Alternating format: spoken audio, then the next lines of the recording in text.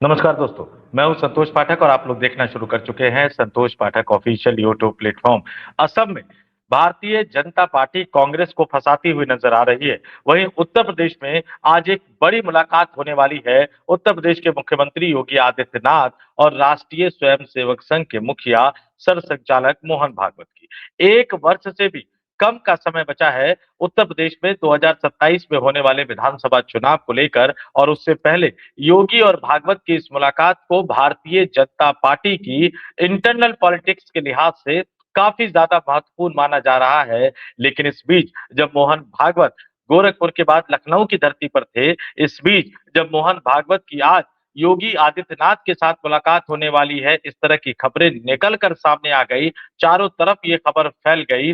Bahujan Samaj party के supremo Mayawati ने एक बड़ा ऐलान कर दिया है, और मायावती के इस ऐलान की कम से कम इस समय किसी को उम्मीद नहीं थी। और समाजवादी पार्टी के मुखिया अखिलेश यादव और कांग्रेस पार्टी के आला नेता, या यूं कहूं कि कांग्रेस पार्टी को चलाने वाले पूर्व राष्ट्रीय अध्यक्ष राहुल गांधी भी हक्के बक्के रह गए, क्योंकि जैसा कि मैंने बताया, इस समय इस स्टेज पर किसी को भी उम्मीद नहीं थी कि बहुजन समाज पार्टी की मुखिया मायावती इस तरह का बड़ा ऐलान कर देगी। तो उस बड़ी खबर को लेकर मैं आपके सामने आया हूं, और इस बड़ी खबर की शुरुआत करने से पहले आपसे एक अपील करूंगा, आपसे एक आग्रह करूंगा। अगर आपने अभी तक संतोष पाठक यूट्यूब प्लेटफॉर्म को सब्सक्राइब नहीं किया है तो हमारे चैनल को सब्सक्राइब कीजिए, हमारे वीडियो देखिए, वीडियो पसंद आए तो ही लाइक कीजिए, शेयर कीजिए, दो चार लोगों तक पहुंचा दीजिए। और अगर मेंबर के तौर आप हमारे इस यूट्यूब मंच को ज्वाइन कर सके तो जरूर ज्वाइन कीजिए। रोजाना के आधार पर 3 रुपए से भी कम का खर्च आता है, यानी महीने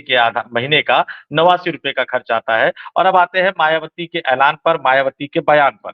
मायावती यानी बहुजन समाज पार्टी का अगर परफॉर्मेंस देखे तो 2022 के विधानसभा चुनाव में 13% वोट तो बहुजन समाज पार्टी को हासिल हुआ था, लेकिन सीट उसको सिर्फ एक मिली थी। लेकिन इसके बावजूद ये एक सच्चाई है कि बहुजन समाज पार्टी भले ही लगातार चुनाव हार रही हो, लेकिन आज भी उत्तर प्रदेश की राजनीति में उनकी अपनी एक हैसियत बची हुई है। हालांकि जैसे कि मैंने कुछ दिन पहले एक स्टोरी करी थी जिसमें मैंने आपको बताया था कि बहुजन समाज पार्टी ने 1989 के विधानसभा चुनाव जहां से अपनी यात्रा की शुरुआत की थी, अब 2024 के लोकसभा चुनाव में वहीं तक पहुंच गए हैं, यानी 9.5% के वोट के आसपास पहुंच गए हैं।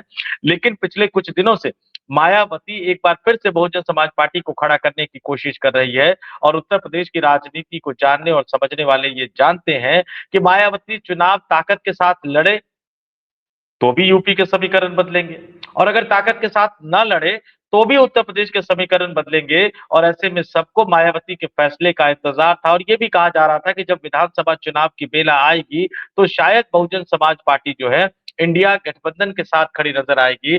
हो सकता था कि वो समाजवादी पार्टी के साथ चुनाव न लड़े, लेकिन कांग्रेस पार्टी के साथ जरूर चुनाव लड़ेगी। और ऐसे में बीजेपी का समीकरण गड़बड़ाता हुआ नजर आता, भारतीय जनता पार्टी का समीकरण गड़बड़ाता हुआ नजर आता। वैसे ही कई वजहों से, चाहे वो महाकुंभ में जो भगदड़ हुई, उसके बाद जिस तरह से स्वामी अविमुक्तेश्वरानंद के साथ व्यवहार किया गया प्रयागराज में, कई तरह से जो ब्राह्मण विधायकों को जिस तरह से चेतावनी दे दी गई, कई ऐसे मुद्दे जिस पर योगी आदित्यनाथ की सरकार फंसती हुई नजर आ रही है। और यूजीसी के मुद्दे पर भी, यूजीसी का फैसला केंद्र सरकार का है, लेकिन यूजीसी का भी कहीं ना कहीं नुकसान जो है वो उत्तर प्रदेश में बीजेपी को भुगतना पड़ेगा। और योगी आदित्यनाथ तो एसआईआर को लेकर कई बार बीजेपी संगठन पर ही निशाना साध चुके हैं। ऐसे माहौल में ये लग रहा था कि अगर मायावती कांग्रेस के साथ चुनावी राजनीति, चुनाव में, विधानसभा चुनाव में जाने का फैसला करेगी तो फिर बीजेपी के लिए सरकार बचा पाना बहुत मुश्किल होगा। लेकिन इसका दूसरा पहलू भी था कि पिछले कुछ दिनों से मायावती लगातार अपर कास्ट को, जी हाँ, अपर कास्ट को साधने की कोशिश कर रही है, और ठीक उसी तरह का विधानसभा चुनाव लड़ने की तैयारी कर रही है जिस तरह का विधानसभा चुनाव मायावती ने 2007 में लड़ा था, जब मायावती को या बहुजन समाज पार्टी को अपने दम पर पूर्ण बहुमत मिला था।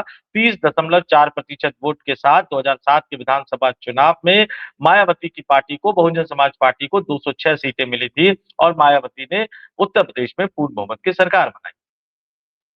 पिछले कुछ दिनों में देखिए, ब्राह्मण समुदाय को लुभाने की कोशिश हो, अगड़ी जातियों को लुभाने की कोशिश हो, मायावती फुल फॉर्म में नजर आ रही है, और लगातार वो इस तरह के बयान दे रही है, और ऐसा लग रहा है जैसे कि वो अपर कास्ट को एक मैसेज देने की कोशिश कर रही है कि मैं आपको प्रोटेक्ट करूंगी, आप 2007 की तरह हमारे साथ आइए। तो सब लोग इंतजार कर रहे थे, लेकिन मायावती ने एक बड़ा फैसला कर दिया।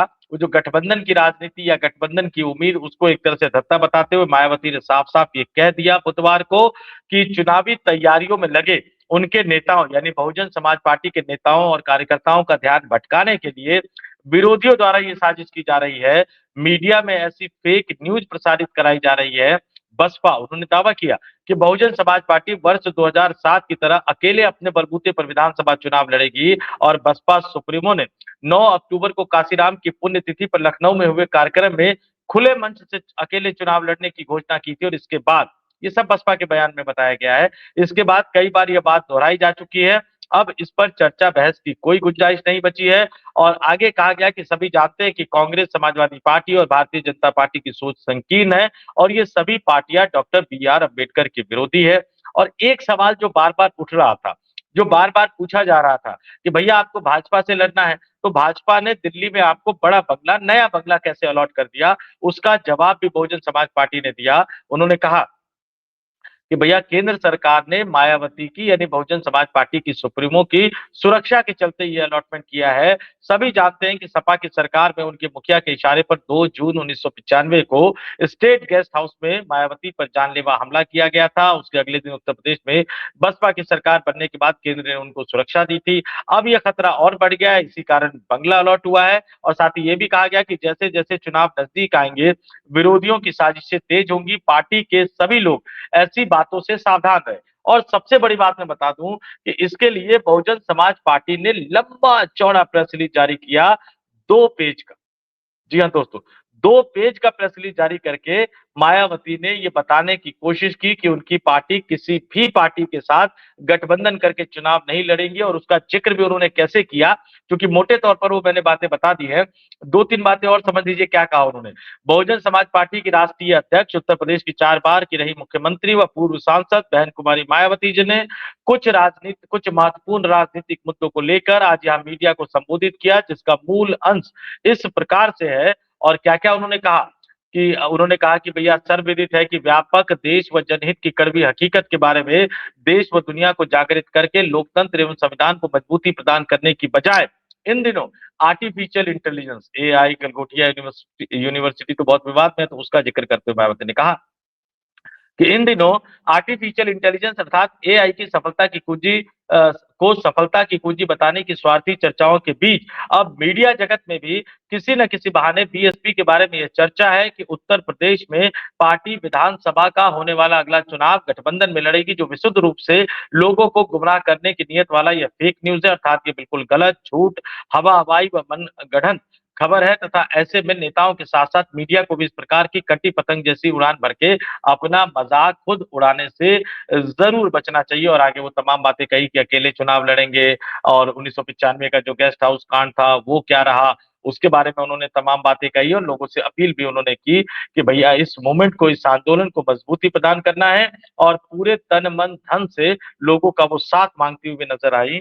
लेकिन बहुजन समाज पार्टी का ये फैसला उत्तर प्रदेश की राजनीति को हिला देने वाला है। जैसा कि मैंने बताया कि 2022 के विधानसभा चुनाव में 13% वोट मिले थे बहुजन समाज पार्टी को और अगर मायावती मजबूती से लड़ती हैं और ब्राह्मण यानी अगड़ी जातियों का वोट उनके साथ आ जाता है और अल्पसंख्यक समुदाय का वोट उनके साथ आ जाता है, तो फिर वो 22-23% को क्रॉस कर जाएगी और ऐसी हालत में मैं फिर से दोहरा देता हूँ, 30% को क्रॉस करने की संभावना फिलहाल तो मुझे नजर नहीं आ रही, लेकिन अगर वो 20-21% के वोट बैंक तक भी पहुंच जाती है, तो वो भाजपा को भी नुकसान पहुँचाएँगी, वो समाजवादी पार्टी को भी नुकसान पहुँचाएँगी और एक बार फिर से उत्तर प्रदेश में आपको हंग यानी त्रिशंकु विधानसभा देखने को मिलेगी। इस तरह की परिस्थितियों की तरफ क्या उत्तर प्रदेश बढ़ रहा है?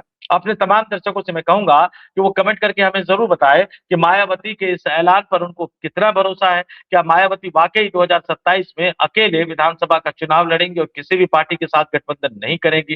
दर्शकों से ये भी अपील आग्रह करूँगा कि वो हमें ये भी बताएँ कि अगर मायावती अकेले चुनाव लड़ने का फैसला करती हैं, तो वो 13% के आस-पास ही रहेंगी या ब्राह्मण और मुसलमानों का साथ मायावती को मिलेगा? और अगर ऐसा होगा, तो उत्तर प्रदेश में क्या किसी राजनीतिक दल को बहुमत मिल पाएगा?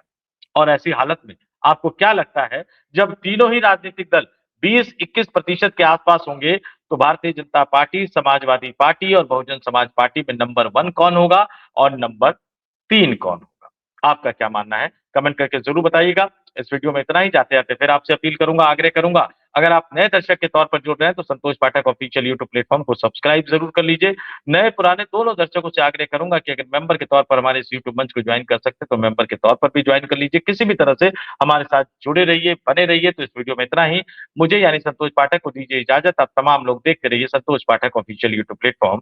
बहुत-बहुत धन्यवाद, आभार, नमस्कार।